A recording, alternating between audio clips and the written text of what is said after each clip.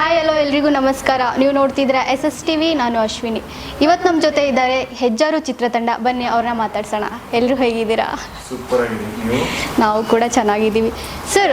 ದಿಮಾಕು cinema ಆದಮೇಲೆ ತುಂಬ gap ಆಗಿ ನೀವು ನಮ್ಮ ಹತ್ರ ಕಾಣಿಸ್ಕೊಳ್ತಿದ್ದೀರಾ. ಯಾಕೆ ಇಷ್ಟೊಂದು ಗ್ಯಾಪ್ ತಗೊಂಡ್ರಿ? ದಿಮಾಕು ಸಿನಿಮಾ ಆದ ತಕ್ಷಣ ಗ್ಯಾಪ್ ಆಗಲಿಲ್ಲ.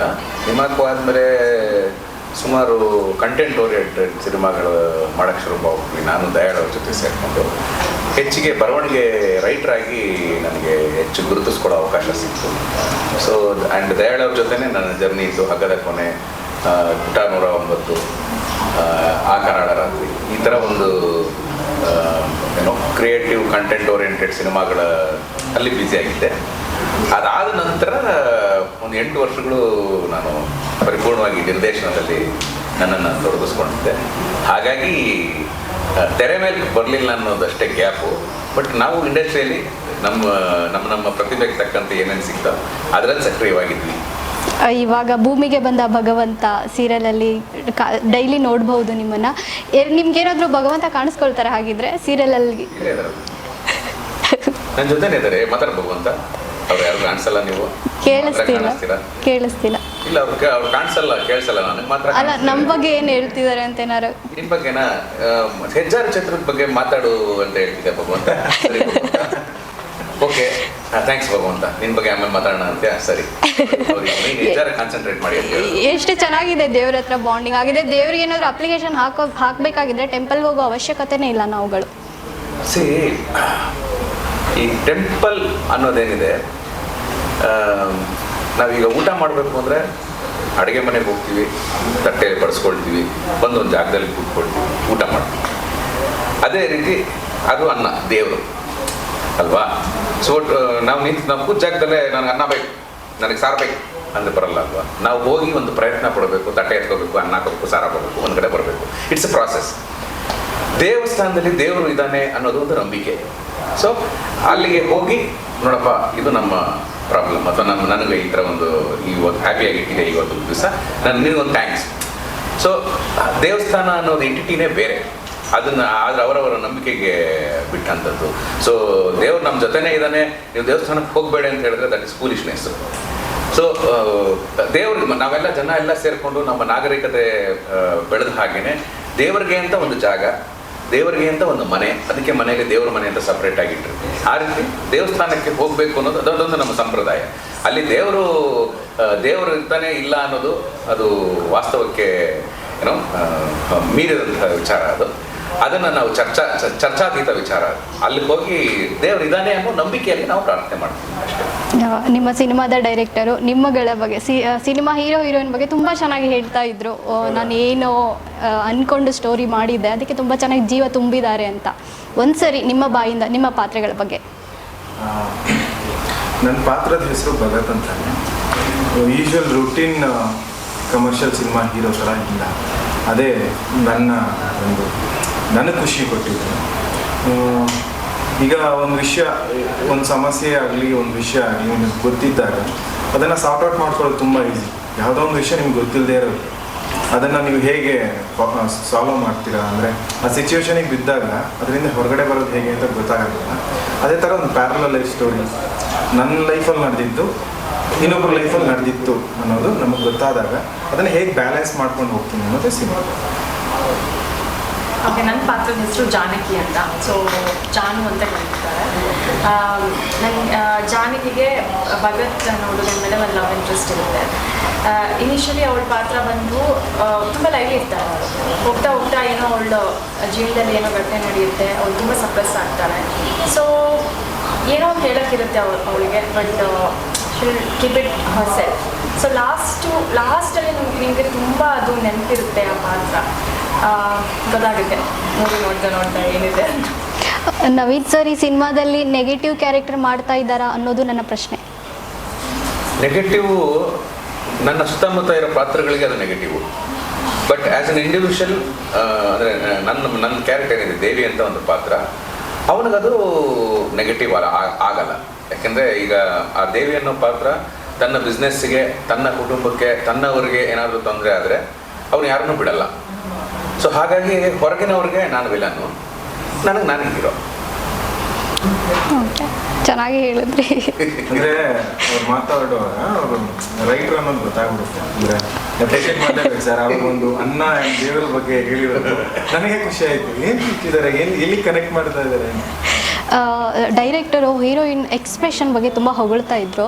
ಸೊ ಇವಾಗ ನಾವು ಅದನ್ನು ಪ್ರೂವ್ ಮಾಡಬೇಕಂದ್ರೆ ಒಂದು ಕೆಲಸ ಮಾಡೋಣ.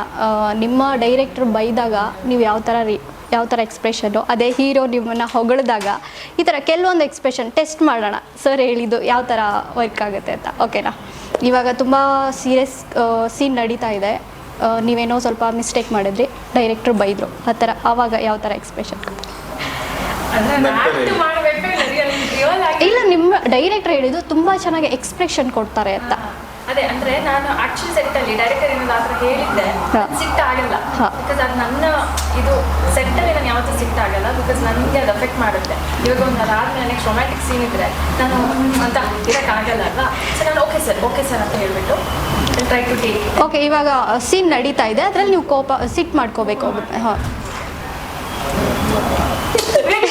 ಸರಿ.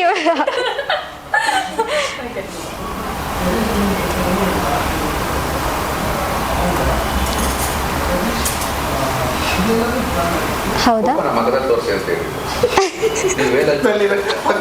ಇಷ್ಟ. ಸರಿ, ಇವಾಗ ನಾನು ಕಾಮಾಗಿ ಕೊಡೋಕ್ಕಾಗಲ್ಲ. ಸೊ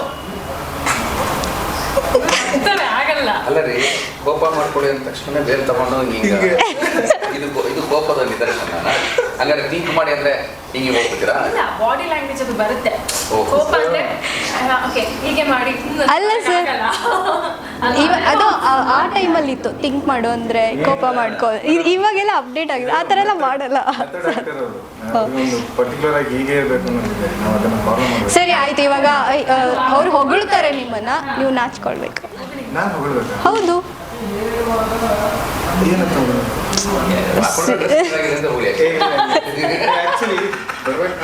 ಸೀರಿಯಸ್ ನೋಟ್ ಅವಾಗ ಹೇಳ್ಬೇಕು ಅನ್ಕೊಂಡೆ.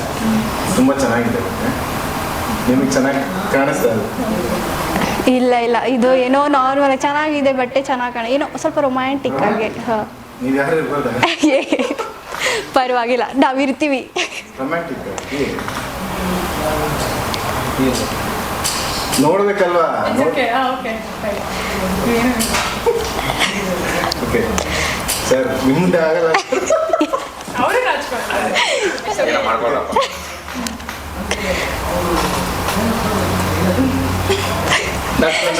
ಇಲ್ಲ, ಅಲ್ಲ ನೀವೇನು ನೀವು ನಗಿಸ್ತಿದ್ದೀರಾ ಅವ್ರಿಗೆ.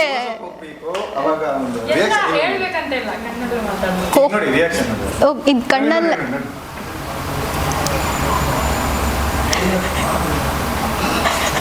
ನಾಚ್ಕೊಂಡ್ರೆ ಇಲ್ವಾ? ಸರ್, ಇವಾಗ ನೀವು ಜೋರಾಗಿ ಕೋಪದಿಂದ ಅವ್ರಿಗೆ ಗದರ್ಬೇಕು. ಹಾಂ, ಹೇಗಿದ್ರು ನೆಗೆಟಿವ್ ಶೇಡ್ ಅಲ್ವಾ? ಸೊ ಅವ್ರು ಅದಕ್ಕೆ ಹೆಂಗ್ ರಿಯಾಕ್ಟ್ ಮಾಡ್ತಾರೆ ನೋಡೋಣ. ಹೌದು. ಮಾಡಿರೋದು ಮೂರು ಪಿಕ್ಚರ್. ಎಷ್ಟೊತ್ತಿಗೆ ಬರೋದು ನೀವು? ಅರ್ಧ ಗಂಟೆಯಿಂದ ಕಾಯ್ತಾ ಇದೀವಿ ಇಂಟರ್ವ್ಯೂಗೆ. ಸ್ವಲ್ಪ ಸೆನ್ಸ್ ಬೇಡ ನಿಮಗೆ? ಅವಾಗ ಅದನ್ನೇ ಪ್ರ್ಯಾಂಕ್ ಮಾಡಿ ಅಂತ ಹೇಳಿದ್ರು, ನಾನೇ ಬೇಡ ಅಂದೆ. ಬೇಜಾರು ಮಾಡ್ಕೊಬಿಡಿ, ಸಾರಿ. ಬಟ್ ಸಕ್ಕತ್ತಾಗಿತ್ತು. ಇವಾಗ ಸಿನಿಮಾ ಅಂತ ಬಂದಾಗ ಒಂದು ತಯಾರಿ ಅಂತ ಇರುತ್ತೆ ಅಲ್ವಾ? ಸೊ ನಿಮ್ಗಳ ತಯಾರಿ ಯಾವ ಥರ ಆಯಿತು ಸಿನಿಮಾದಲ್ಲಿ? ಈ ಪರ್ಟಿಕ್ಯುಲರ್ ಸಿನಿಮಾ? ಹೌದೌದು, ಈ ಸಿನಿಮಾಕ್ಕೆ ನಾನು ರೈಟಿಂಗಿಂದನೂ ಜೊತೆಗಿರೋದ್ರಿಂದ ಅದಕ್ಕೆ ಅಂತ ತಯಾರಿ ಅಲ್ಲ, ಅದು ಗೊತ್ತಿಲ್ಲದೇ ಆ ಕ್ಯಾರೆಕ್ಟರ್ ಒಳಗಡೆ ಇನ್ವಾಲ್ವ್ ಆಗೋಕ್ಕೆ ತುಂಬ ಹೆಲ್ಪ್ ಆಯಿತು ರೈಟಿಂಗಿಂದನೇ ಅವ್ರ ಜೊತೆ ಇರೋದ್ರಿಂದ. ಸೊ ಪ್ರಿಪ್ರೇಷನ್ಸ್ ಅಂತ ಪರ್ಟಿಕ್ಯುಲರಾಗಿ ಯಾವುದಕ್ಕೂ ಮಾಡ್ಕೊಂಡಿಲ್ಲ. ಸೊ ಆಲ್ರೆಡಿ ಪ್ರಿಪೇರ್ ಆಗಿದ್ವಿ, ಒಂದಿನ ಈ ಥರ ಹೀರೋ ಆಗ್ತೀನಿ, ಸಿನಿಮಾ ಮಾಡಬೇಕು ಅನ್ನೋದಕ್ಕೆ ನಾನು ರೆಡಿಯಾಗಿದ್ದೆ. ಸೊ ನನಗೆ ಅಂದರೆ ಜಾಸ್ತಿ ಟೈಮ್ ಇರಲಿಲ್ಲ, ಒಂದು ದಿನ ಇತ್ತು ಶೂಟಿಗೆ ಹೋಗಬೇಕಾದ್ರೆ. ಸೊ ನನಗೆ ಸ್ಕ್ರಿಪ್ಟ್ ಕೊಟ್ಟರು ಸರ್. ಒಂದು ಸ್ವಲ್ಪ ಕನ್ಫ್ಯೂಷನ್ಸ್ ಇತ್ತು, ಅದೆಲ್ಲ ಸಾರ್ಟ್ ಔಟ್ ಮಾಡಿ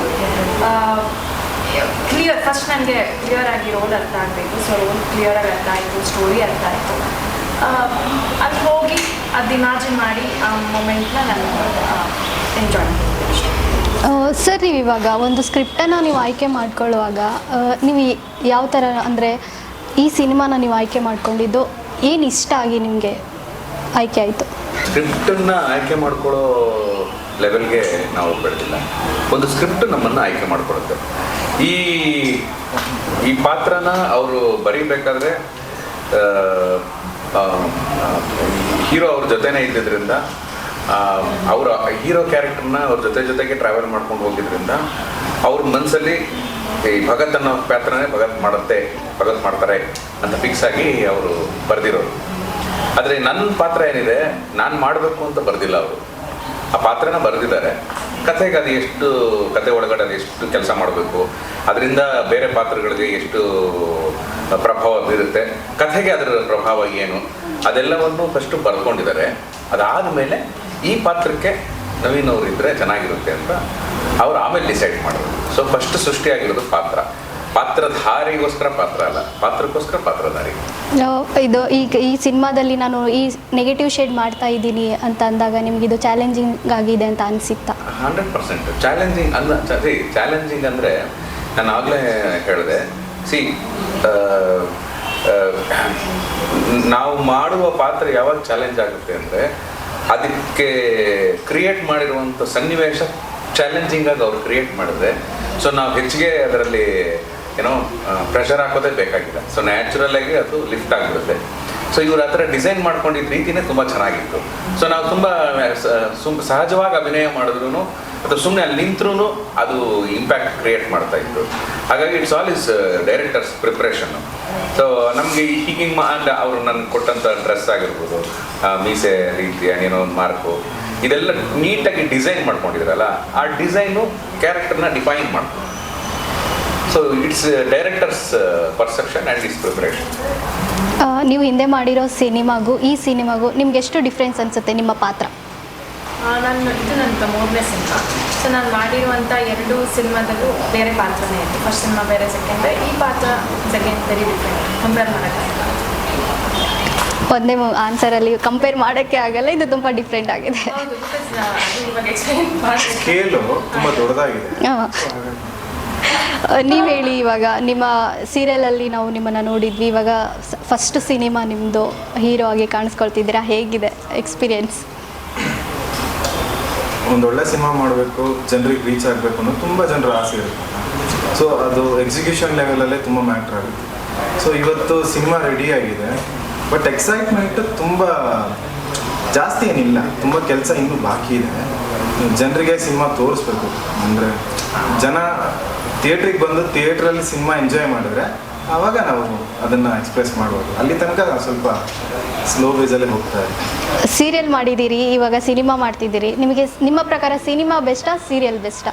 ನಾನು ಸೀರಿಯಲ್ ಬಿಟ್ಟಿದ್ದೆ ಸಿನಿಮಾ ಮಾಡಬೇಕು. ಸೊ ಬೇರೆಯವ್ರ ಬಗ್ಗೆ ನನಗೆ ಗೊತ್ತಿಲ್ಲ. ನನಗೆ ಏನಿದ್ದಿದ್ದು ಸಿನಿಮಾ ಮಾಡಬೇಕು ಅಂತ. ಅದಕ್ಕೆ ಮೋರ್ ದೆನ್ 6 years ಆಯ್ತು ನಾನು ಸೀರಿಯಲ್ ಬಿಟ್ಟೆ. ಸೊ 6 yearsಲ್ಲಿ ಯಾವತ್ತೂ ರಿಗ್ರೆಟ್ ಆಗಲೇ ಇಲ್ಲ ಮತ್ತೆ ನಾನು ಸೀರಿಯಲ್ ಮಾಡಬೇಕು ಅಂತ. ಸಿಚುವೇಶನ್ಸ್ ನನ್ನ ತಗೊಳ್ಪಟ್ಟಿದ್ದೀನಿ, ಹಾಗೆ ಟ್ರೈನು ಮಾಡಿದೆ. ಬಟ್ ಟ್ರೈ ಮಾಡಿದಾಗಲೂ ಆ ಪೇಯ್ನ್ ಇರುತ್ತಲ್ಲ, ಸಿನಿಮಾನೇ ಮಾಡಬೇಕು ಅನ್ನೋದು, ಅದು ನನ್ನನ್ನು ಇಲ್ಲಿವರೆಗೂ ಟ್ರ್ಯಾಕ್ ಮಾಡ್ಕೊಂಡು. ಸರ್, ನನ್ನೊಂದು ಪ್ರಶ್ನೆ, ಇವಾಗ ಹೊಸೊಬ್ಬರು ಸಿನಿಮಾ ಮಾಡ್ತಾ ಇದ್ದಾರೆ ಅಂದಾಗ ಸ್ಟಾರ್ ಆರ್ಟಿಸ್ಟ್ಗಳು ಡೈರೆಕ್ಟ್ರು ಹಿಂದೆ ಎಷ್ಟು ಸಿನಿಮಾ ಮಾಡಿದ್ದಾರೆ ಅನ್ನೋದು ಮ್ಯಾಟ್ರ್ ಆಗುತ್ತಾ, ಅಥವಾ ಒಬ್ಬ ಹೊಸೊಬ್ಬರಿಗೆ ಒಂದು ಅವಕಾಶ ಕೊಟ್ಟು ಅವ್ರ ಸಿನಿಮಾದಲ್ಲಿ ಆ್ಯಕ್ಟ್ ಮಾಡೋಣ ಅನ್ನೋದು ಇಂಪಾರ್ಟೆಂಟ್ ಆಗುತ್ತಾ? ಅದು ಒಬ್ಬೊಬ್ಬರ ಇಂಡಿವಿಜುವಲ್ಗೆ ಅವ್ರು ಪರ್ಸೀವ್ ಮಾಡೋ ರೀತಿ ಡಿಪೆಂಡ್ ಆಗುತ್ತೆ. ಈಗ ಎಲ್ಲರ ಮೆಂಟಾಲಿಟಿನೂ ಒಂದೇ ಥರ ಇರುತ್ತೆ ಅಂತ ಹೇಳೋಕ್ಕಾಗಲ್ಲ. ಈಗ ಈ ಪ್ರಶ್ನೆನ ನೀವು ಓವರಾಲ್ ಜನರಿಕ್ ಆಗಿ ಒಬ್ಬ ಸ್ಟಾರ್ಗೆ ಕತೆ ಹೇಳಬೇಕಾದ್ರೆ ಡೈರೆಕ್ಟ್ರು 1 ಸಿನಿಮಾ ಮಾಡಿದಾನ, 10 ಸಿನಿಮಾ ಮಾಡಿದಾನ, ಅಥವಾ ಹೊಸಬಾನ ಅಂತ ನೀವು ಜನರಿಕ್ಕಾಗಿ ಕೇಳಿದ್ರೆ ಅದಕ್ಕೆ ಉತ್ತರನೇ ಕೊಡೋಕ್ಕಾಗಲ್ಲ. ಯಾಕೆಂದರೆ ಒಬ್ಬೊಬ್ಬರು ಪರ್ಸೀವ್ ಮಾಡೋ ರೀತಿ ಬೇರೆ ಬೇರೆ ಥರ ಇರುತ್ತೆ. ಒಬ್ಬರು ಕಮರ್ಷಿಯಲ್ ಪಾಯಿಂಟ್ ಆಫ್ ವ್ಯೂನ ಥಿಂಕ್ ಮಾಡಿ, ಇಲ್ಲ ನನಗೆ ಆಲ್ರೆಡಿ ಸಕ್ಸಸ್ ಕೊಟ್ಟಿರೋ ಡೈರೆಕ್ಟ್ರೇ ಬೇಕು ಅಂತ ಥಿಂಕ್ ಮಾಡೋರು ಇದ್ದಾರೆ. ಇಲ್ಲ, ನಾನು ಮುಕ್ತವಾಗಿದ್ದೀನಿ, ಹೊಸಬನಿಗೆ ಟ್ಯಾಲೆಂಟ್ ಇದ್ದರೆ ಸಾಕು, ಆ ಟ್ಯಾಲೆಂಟ್ನ ನನ್ನ ಸ್ಟಾರ್ ಇಟ್ಕೊಂಡು ಅವನ್ನ ಸ್ಟಾರ್ ಮಾಡ್ತೀನಿ ಅಂತ ಅಂದ್ಕೊಳ್ಳೋರು ಇದ್ದಾರೆ. ಸೊ ಒಬ್ಬೊಬ್ಬರು ಒಂದೊಂದು ಥರ ರೀತಿ ಇರ್ತಾರೆ. ಸೊ ಎಲ್ಲರನ್ನೂ ನೀವು ಒಂದೇ ತಟ್ಟೆಗೆ ಹಾಕೋಕ್ಕಾಗೋದಿಲ್ಲ.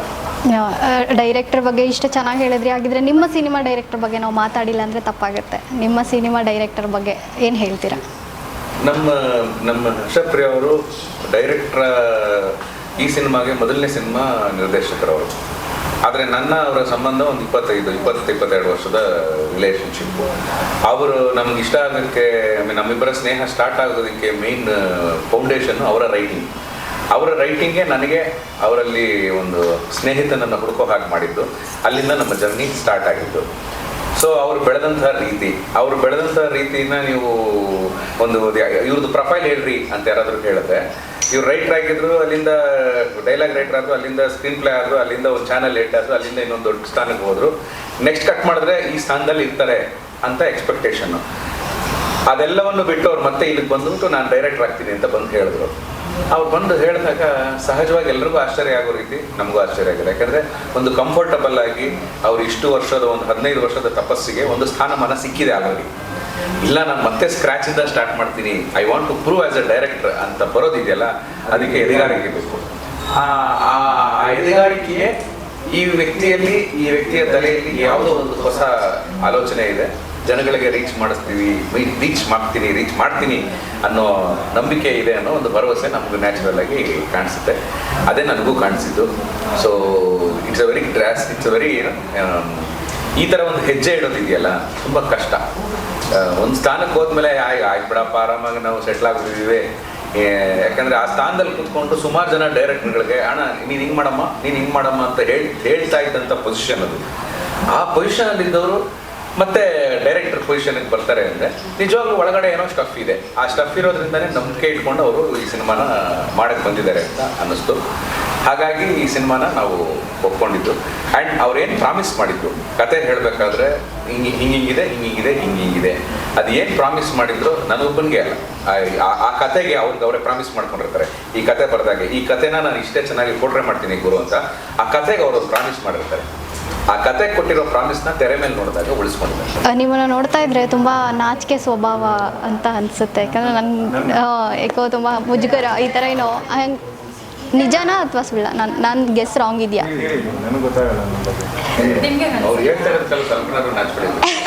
ಅಲ್ಲ ನನ್ಗೆ ಹಂಗೆ ಅನ್ನಿಸ್ತು, ನೀವು ಹೇಳಬೇಕು.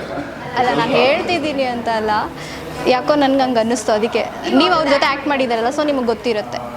ನನ್ನ ಗೆಸ್ ರಾಂಗಾ ಕರೆಕ್ಟ್ ಆಗಿದೆಯಾ?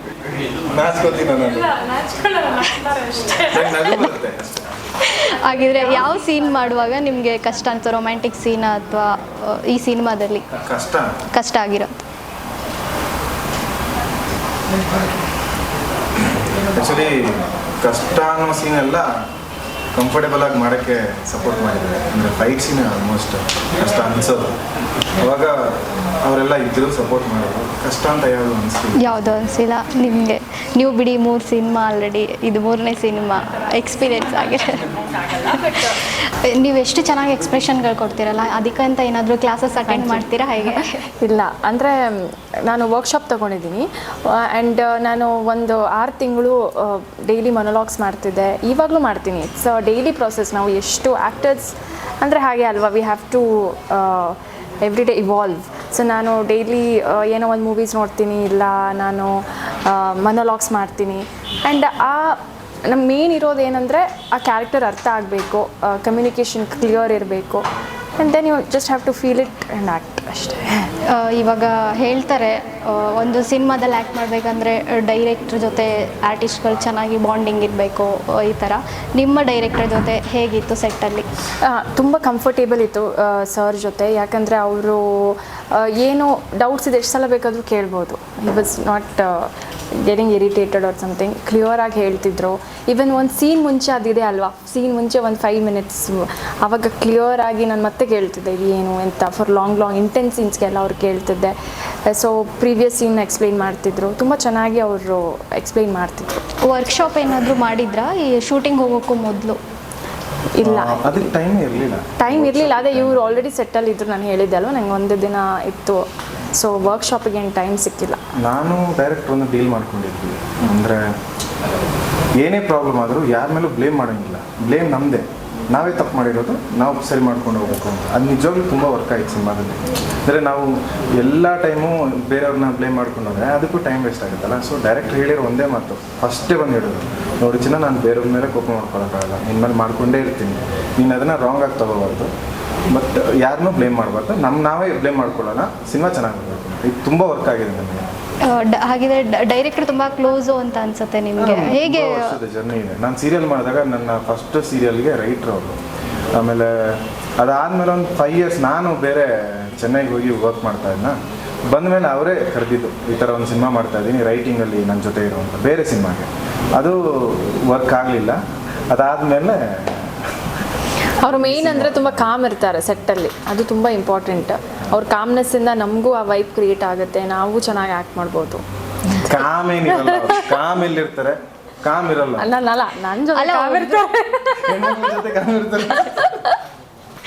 ಆಗಿದೆ ಹುಡುಗಿರಂದ್ರೆ ಸ್ವಲ್ಪ ಸಾಫ್ಟ್ ಆಗಿ ಮಾತಾಡ್ಕೊಂಡು, ಇಲ್ಲಾಂದ್ರೆ ಅಲ್ಲೇ ಬಂದ್ಬಿಡುತ್ತೆ ಕಟ್ಟಲ್ಲಿ ಇರೋ ಅಲ್ವಾ ಸರ್? ಇಲ್ಲ, ಇವ್ರು ತುಂಬ ಸ್ಟ್ರಾಂಗ್. ನಾನು ನೋಡೇ ಇಲ್ಲ ಇವ್ರು ಹತ್ತಿದ್ದು. ಇವ್ರಿಗೆ ಅಳಬೇಕು ಅಂದರೆ ಒಂದು ಸಾಂಗ್ ಬೇಕು, ಟೈಟಾನಿಕ್ ಸಾಂಗ್ ಕೇಳ್ಕೊಂಡು ಫೀಲ್ ಮಾಡ್ಕೊಂಡು ಆಮೇಲೆ ಹೇಳೋದು. ನನಗೆ ವಿಚಿತ್ರ ಅನಿಸ್ತಿತ್ತು ಅದೇ. ಹಾಗಿದ್ರೆ ಸೀನ್ ಮಾಡುವಾಗಲೂ ಕೂಡ ಅದೇ ಥರನಾ? ಅಲ್ಲ, ಸೀನ್ ಮಾಡಬೇಕಾದ್ರೆ ಅಫ್ಕೋರ್ಸ್ ಅಂದರೆ ಆ ಮೊಮೆಂಟಲ್ಲಿ ಅಳು ಬರುತ್ತೆ. ಅದಕ್ಕೆ ಪ್ರಿಪೇರ್ ಆಗೋದು. ಹೌದು, ಸುಮ್ಮನೆ ಹಿಂಗೆ ಅಳಲ್ಲ. ಅಂದರೆ ಅಳಬೇಕಾದ್ರೆ ಸಾಂಗ್ ಕೇಳಬೇಕಂತ ಏನಿಲ್ಲ ಆ ಥರನ, ಅದು ಡಿಪೆಂಡ್ಸ್. ಇವಾಗ ಏನೋ ಒಂದು ನನಗೆ ಮ್ಯೂಸಿಕ್ ತುಂಬ ನನಗೆ ಇಂಪ್ಯಾಕ್ಟ್ ಮಾಡುತ್ತೆ. ಏನಾದರೂ ತುಂಬ ಭಯ ಪಡಬೇಕಾದ್ರೆ, ಇಲ್ಲ ತುಂಬ ಒಂದು ಝೋನ್ಗೆ ಹೋಗಬೇಕಾದ್ರೆ ಒಂದು 5 ಮಿನಿಟ್ಸ್ ಯಾರ ಹತ್ರ ಮಾತಾಡಲ್ಲ, ಆವಾಗ ಒಂದು ಸಾಂಗ್ ಕೇಳ್ತೀನಿ, ಆ ಝೋನ್ಗೆ ಹೋಗ್ಬಿಡ್ತೀನಿ. So that is one trick ಅಷ್ಟೇ. ಸೆಟ್ಟಲ್ಲಿ ಹೆಂಗೆ ಯಾವಾಗಲೂ ತಮಾಷೆ ಮಾಡಿಕೊಂಡು ಶೂಟಿಂಗ್ ಮೂವ್ ಆಗ್ತಿತ್ತಾ, ಅಥವಾ ಡೀಸೆಂಟಾಗಿ ನಿಮ್ಮ ಕೆಲಸ ನೀವೇನೋ ಅದಷ್ಟು ಮಾಡಿಕೊಂಡು ಯಾವಾಗಲೂ ನಿಮ್ಮ ಪಾಡಿಗೆ ನೀವು ಇರ್ತಾ ಇದ್ರ? ಅದು ಅಷ್ಟೊಂದು ಪುರ್ಸೋತಿರ್ಲಿಲ್ಲ, ನಮ್ಮ ಕೆಲಸ ಮಾಡ್ಕೊಂಡು ನಾವಿದ್ವಿ ಅಷ್ಟೇ. ಇಲ್ಲ ಬಟ್ ಮಜಾನು ಮಾಡಿದ್ವಿ, ಆ ಥರ ಇಲ್ಲ. ಆಫ್ಟರ್ ಶೂಟ್ ಕೇಳಿ, ಆಫ್ಟರ್ ಶೂಟ್ ಟೈಮಲ್ಲೂ ಅಷ್ಟೇ ನಕ್ಕಿದೀವಿ, ಅದೆಲ್ಲ ಇದೆ. ಬಟ್ ಒಂದೊಂದು ತುಂಬ ಇಂಟೆನ್ಸ್ ಸೀನ್ಸ್ ಇರುತ್ತಲ್ವಾ, ಆವಾಗ ಎಲ್ಲರೂ ಸೀರಿಯಸ್ ಜಗಳ ಆಗಿರ್ತಾರೆ. ಮಾಡ್ಕೊಂಡಿದ್ದೀವಿ. ಹೌದು, ನಾನು ಮಾತಾಡೋದು, ಅವರೇ ಮಾತಾಡ್ತಾರೆ, ನೀವು ಮಾತಾಡಿ. ಇವಾಗ ಶೂಟಿಂಗ್ ಅಂದರೆ ಆರ್ಟಿಸ್ಟ್ಗಳು ಆಲ್ಮೋಸ್ಟ್ ರೀಲ್ಸ್ ಮಾಡೋದು, ವಿಡಿಯೋ ಮಾಡೋದು, ಇನ್ಸ್ಟಾ ಪೋಸ್ಟ್ ಮಾಡೋದು, ಈ ಥರ ಎಲ್ಲ ಮಾಡಲ್ಲ. ಅಲ್ಲಿ ನೆಟ್ವರ್ಕ್ ಇರಲಿಲ್ಲ, ಆಮೇಲೆ ಮೊಬೈಲ್ ಯೂಸ್ ಇರಲಿಲ್ಲ. ನಮಗೆ 30 ಡೇಸ್ ನಮ್ಮ ಮೊಬೈಲ್ ಎಲ್ಲಿತ್ತು ಅಂತಾನೆ ಗೊತ್ತಿಲ್ಲ, ಜಸ್ಟ್ ಕಾಲ್ಸ್ಗೆ ಅಷ್ಟೇ, ಕಮ್ಯುನಿಕೇಟ್ ಮಾಡೋಕ್ಕಷ್ಟೇ. ನಾವು ಆ ಕಾಸ್ಟ್ಯೂಮಲ್ಲಿ ಇರ್ತೀವಲ್ವಾ, ಸೊ ನಾನು ಯಾವ ಫೋಟೋಸು ತಗೊಳ್ಳಲ್ಲ ಸೆಟ್ಟಲ್ಲಿ. ಯಾಕಂದರೆ ಅದು ಅವರು ಡಿಸೈನ್ ಮಾಡಿರೋ ಕಾಸ್ಟ್ಯೂಮು, ಮತ್ತು ಅದು ಸ್ಕ್ರೀನ್ ಮೇಲೆ ಬರುತ್ತೆ. So there is no point ನಾನು ಪೋಸ್ಟ್ ಮಾಡೋದು ಅರ್ಥ ಇಲ್ಲ. ಸರ್, ನನಗೆ ಯಾಕೆ ನೀವು ಹಿಂಗೆ ಕೂತ್ಕೊಂಡು ಹಿಂಗೆ ನೋಡ್ತಾ ಇರೋದು ನನಗೇನೋ ಫುಲ್ಲು ಬುದ್ಧಿಜೀವಿಗಳು ಯಾರೋ ನಾವು ಕೂತ್ಕೊಂಡು ಸೀರಿಯಸ್ ಆಗಿ ನೋಡ್ತಾ ಇದ್ದಾರೆ ಹಿಂಗೆ ಅನ್ನಿಸ್ತಾ ಇದೆ ನನಗೆ. ಅಲ್ಲ ಸರ್, ನೀವು ಕೂತ್ಕೊಂಡು ನನಗೆ ಹಂಗೆ ಅನ್ನಿಸ್ತಾ ಇದೆ, ಅಯ್ಯೋ ಯಾರೋ ಈ ಥರ. ಸರ್, ಹೆಂಗೆ ನೀವು ರಿಯಲ್ ಲೈಫಲ್ಲೂ ಕೂಡ ತುಂಬ ಸೈಲೆಂಟೋ ಅಥವಾ ಹೆಂಗೆ? ನೀವು ಸ್ವಲ್ಪ ಸೈಲೆಂಟೇ, ಅಂದ್ರೆ ಮಾತು ಎಲ್ಲಿ ಆಡಬೇಕೋ ಅಲ್ಲಿ ಆಡ್ತೀವಿ, ಹೆಚ್ಚಿಗೆ ಮಾತಾಡಲ್ಲ. ಬಟ್ ಹಂಗಂತ ಹೇಳ್ಬಿಟ್ಟು ಯಾವಾಗ ಸೀರಿಯಸ್ ಆಗಿ ಇರ್ತೀನಿ ಅಂತನೂ ಇಲ್ಲ. ಆಯಾ ಸಂದರ್ಭಕ್ಕೆ ತಕ್ಕ ಹಾಗೆ ಬಿಹೇವ್ ಮಾಡ್ತೀವಿ ಅಷ್ಟೇ. ಸೊ ಇವಾಗ ಪ್ರಶ್ನೆಗಳೆಲ್ಲ ಅವ್ರ ಕಡೆ ಇತ್ತಲ್ವಾ, ಸೊ ಅವರು ಉತ್ತರ ಕೊಡ್ಲಿ ಅಂತ ನಾವು ಸೈಲೆಂಟ್ ಆಗಿ. ನೀವು ಫೀಲ್ ಮಾಡ್ದಂಗೆ ನಾನು ಮಾಡಿದ್ದೀನಿ. ಅವ್ರ ಮಾತಾಡಬೇಕು ಅಂತ ತುಂಬಾ ಆಸೆ ಆಗೋದು, ತುಂಬ ಸೈಲೆಂಟಾಗಿ ಕೂರ್ತಿದ್ರಾ. ಒಂದ್ಸಲ 2 ಸಲ ನಾನೇ ಪಕ್ಕದಲ್ಲಿ ಹೋಗಿ ಸರ್ ಅಂತ ಮಾತಾಡ್ಸಿದ್ದೆ, ಅದಾದ್ಮೇಲೆ ಅದು ಕ್ಯಾಶುವಲ್ ಆಗಿ ನೋಡಿ, ನನ್ಗೆ ಮಾತ್ರ ಅಲ್ಲ, ಅವ್ರಿಗೂ ಕೂಡ ಹಾಗೆ ಅನ್ಸಿದೆ. ಎಲ್ಲರೂ ಹಾಗೆ ಅನ್ಸುತ್ತೆ, ಅದೇನೋ ನಮ್ಮ ಮನೆ ಬರಬೇಕು. ಸ್ಟಾರ್ಟಿಂಗ್ ಪ್ರಾಬ್ಲಮ್ ಸ್ಟಾರ್ಟಿಂಗ್, ಆಮೇಲೆ ನಮ್ಮ ಜೊತೆ ಇರೋರಿಗೆ ಎಷ್ಟು ನಾವು ನಗಿಸ್ತಾ ಇರ್ತೀವಿ ಅಂದ್ರೆ ಉಳ್ಳಾಡ್ಕೊಂಡೆಲ್ಲ ನಗ್ತಾ ಇರ್ತಾರೆ. ಅದು ಎಲ್ಲ ಟೈಮು ಬರಲ್ಲ, ಗೊತ್ತಿಲ್ಲ. ಅದು ಹೇಳಿದ್ನಲ್ಲ, ಸಂದರ್ಭಕ್ಕೆ ತಕ್ಕ ಹಾಗೆ ಬಿಹೇವ್ ಮಾಡ್ತೀವಿ ಅಷ್ಟೇ ಹೊರತು, ಬಟ್ ಬೇಸಿಕಲಿ ಸ್ವಲ್ಪ ಸೈಲೆಂಟ್ ಆಗಿರ್ತೀನಿ ಅಷ್ಟೇ. ಒಬ್ಬ ಆರ್ಟಿಸ್ಟಿಗೆ ಇವಾಗ ಒಂದು ಸಿನಿಮಾ ಮಾಡಿಬಿಟ್ಟು ಒಂದು 10 ಸಿನಿಮಾ ಮಾಡಿದ್ದೀನಿ ಅನ್ನೋ ಇದರಲ್ಲಿ ಇರ್ತಾರೆ. ನಮಗೆ ಹೇಳ್ತಾರೆ. ಸೊ ನಿಮ್ಮ ಪ್ರಕಾರ ನೀವು ಇಷ್ಟೊಂದು ಎಕ್ಸ್ಪೀರಿಯನ್ಸ್ ಇರೋರಲ್ವಾ, ಸೊ ಒಬ್ಬ ಆರ್ಟಿಸ್ಟಿಗೆ ಎಕ್ಸ್ಪೀರಿಯನ್ಸ್ ಅಂದ್ರೆ ನನ್ನ ಹಿರಿಯ ನಾಗರಿಕನ್ ಮಾಡ್ತಾ ಇದ್ರೆ ಹೆಂಗೆ ಕತೆ? ಸರ್, ನಾವು ಚಿಕ್ಕವ್ರು ಅಂದಮೇಲೆ ನೀವು ನಮಗೆ ದೊಡ್ಡವ್ರು ಅಂದಮೇಲೆ ಒಂದು ಎಕ್ಸ್ಪೀರಿಯನ್ಸ್ ಇರೋರಲ್ವಾ. ನಾನು ಹಿರಿಯ ನಾಗರಿಕರ ಕಟ್ಟೆಗೆ ಹೋಗಿ ಸೇರ್ತಾ ಇದ್ದೀರಾ ಅಲ್ವಾ? ನಿಮ್ಮ ಎಕ್ಸ್ಪೀರಿಯನ್ಸ್ ಅಲ್ಲಿ ಒಬ್ಬ ಆರ್ಟಿಸ್ಟ್ ಆಗಿ ಇರ್ಬೇಕಂದ್ರೆ ಏನ್ ಮುಖ್ಯ ಆಗುತ್ತೆ? ಅಬ್ಸರ್ವೇಷನ್ ತುಂಬ ಮುಖ್ಯ ಆಗುತ್ತೆ. ಒಬ್ಬ ನಟನಿಗೆ ಅವನು ಸುತ್ತಮುತ್ತ ಇರುವ ಪ್ರತಿಯೊಂದು ವ್ಯಕ್ತಿತ್ವಗಳನ್ನು ಅಬ್ಸರ್ವ್ ಮಾಡ್ತಾನೇ ಇರಬೇಕಾಗುತ್ತೆ. ಯಾಕೆ ಅಂದರೆ ಈಗ ಫಾರ್ ಎಕ್ಸಾಂಪಲ್ ನನಗೆ ಯಾರೋ ಒಬ್ಬ ನಟರು ತುಂಬ ಇಷ್ಟ, ನಾನು ಅವ್ರ ನಟನೆಯಿಂದ ಇನ್ಸ್ಪೈರ್ ಆಗಿ ಜಾಸ್ತಿ ಅವ್ರ ಥರನೇ ಮಾಡ್ತಾ ಹೋದರೆ ನಾನು ಅವ್ರನ್ನ ಇಮಿಟೇಟ್ ಮಾಡ್ತಾ ಇದ್ದೀನಿ, ಅವ್ರನ್ನ ಕಾಪಿ ಮಾಡ್ತಾ ಇದ್ದೀನಿ ಅಂತ ಆಗುತ್ತೆ.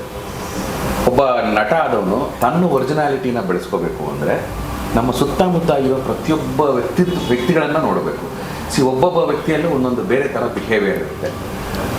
ಈಗ ಫಾರ್ ಎಕ್ಸಾಂಪಲ್ ಇವರು ಕ್ಯಾಮ್ರಾ ಫೋಕಸ್ ಮಾಡ್ತಿರೋ ರೀತಿ ಅವ್ರದ್ದೇನೋ ಒಂದು ಮ್ಯಾನರಿಸಮ್ ಇರುತ್ತೆ, ಅವ್ರು ಹಿಂಗೆ ಅನ್ಕೋಬೋದು ಅಥವಾ ಹಿಂಗೇನೋ ಮಾಡ್ಬೋದು, ಗೊತ್ತಿಲ್ಲ. ಒಂದು 5-10 ನಿಮಿಷ ಅವರನ್ನು ಅಬ್ಸರ್ವ್ ಮಾಡ್ತಾ ಇದ್ರೆ ಆ ವ್ಯಕ್ತಿಯಲ್ಲಿ ಇರುವ ಬಿಹೇವಿಯರು ಕಾಣಿಸುತ್ತೆ.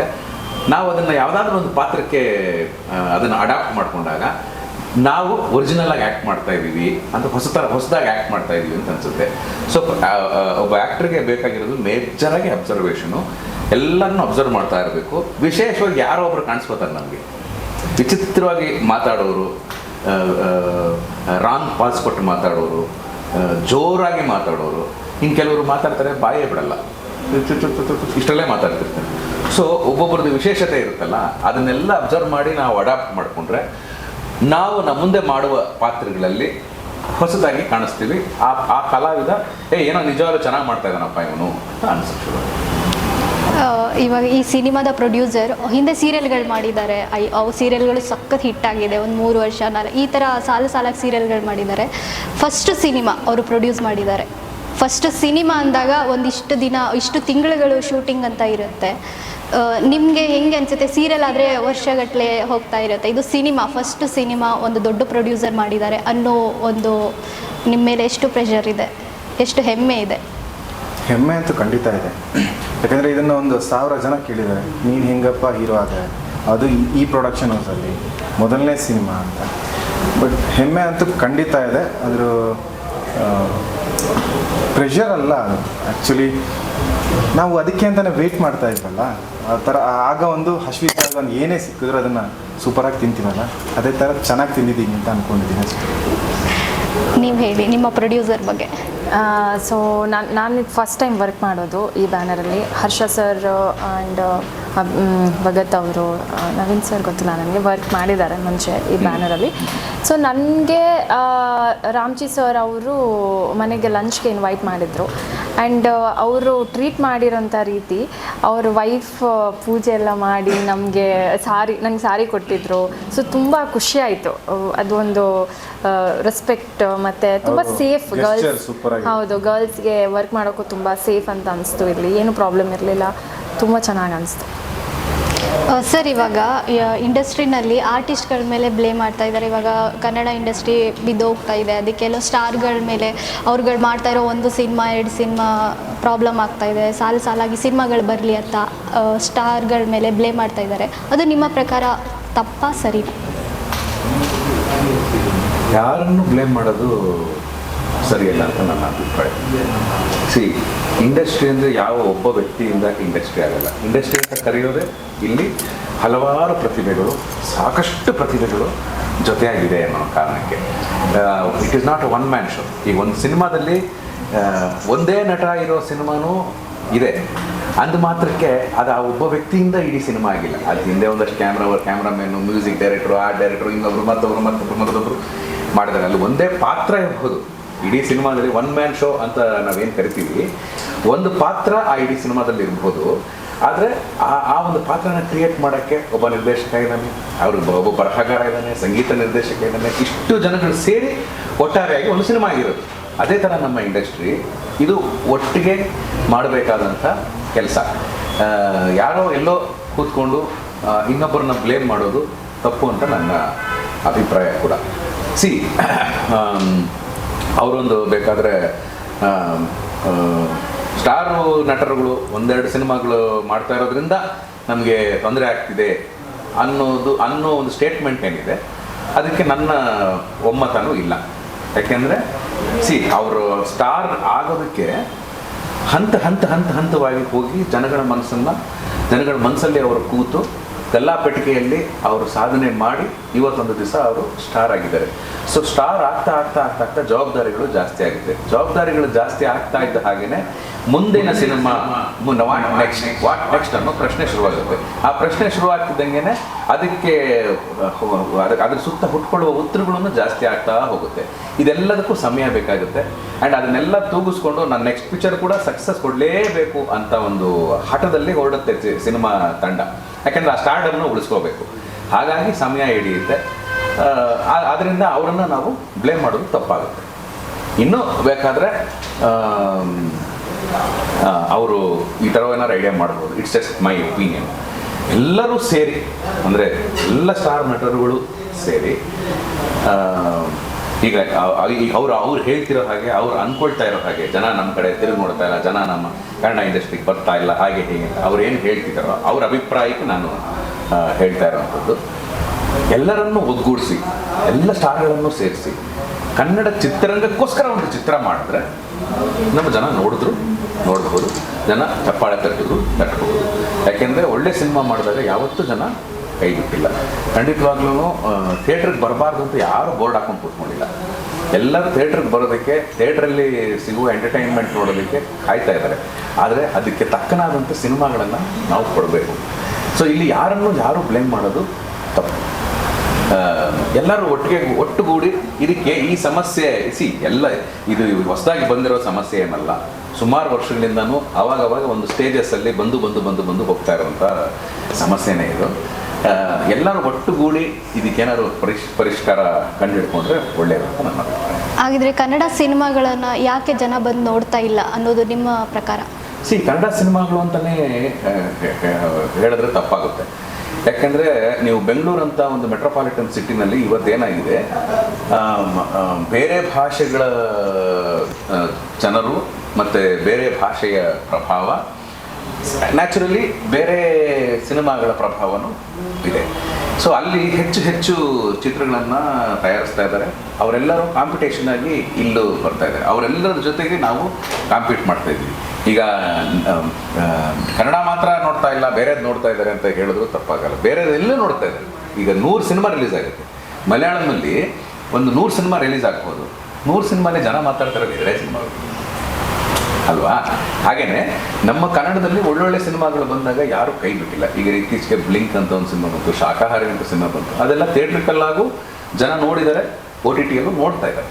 ಹಾಗೆ ಒಳ್ಳೆ ಕಂಟೆಂಟ್ ಕೊಟ್ಟರೆ ಬಂದೇ ಬರ್ತಾರೆ. ಬಟ್ ಒಟ್ಟಾರೆಯಾಗಿ ಇಂಡಸ್ಟ್ರಿನ ಉಳಿಸ್ಕೋಬೇಕು ಅನ್ನೋ ಒಂದು ಪ್ರಶ್ನೆ ಆಗಿರೋದ್ರಿಂದ ಎಲ್ಲರೂ ಸೇರಿಕೊಂಡು ಒಂದು ದೊಡ್ಡ ಮಟ್ಟದ ನಿರ್ಧಾರ ತಗೊಂಡು ಒಂದು ದೊಡ್ಡ ಮಟ್ಟದ ಸಿನಿಮಾ ಮಾಡಿದ್ರೆ ಖಂಡಿತವಾಗ್ಲೂ ಒಂದು ಫ್ರೆಶ್ ಆಗಿ ಬೇರೆ ಥರದ ಇನ್ನೊಂದು, ಅಂದರೆ ನಾವೆಲ್ಲರೂ ಇನ್ನೂ ಸ್ಟ್ಯಾಗ್ನೆಂಟ್ ಆಗಿ ಸಖತ್ತಾಗಿದ್ದೀವಿ ಅಂತ ತೋರಿಸ್ಕೊಳ್ಳಲಾಗುತ್ತೆ.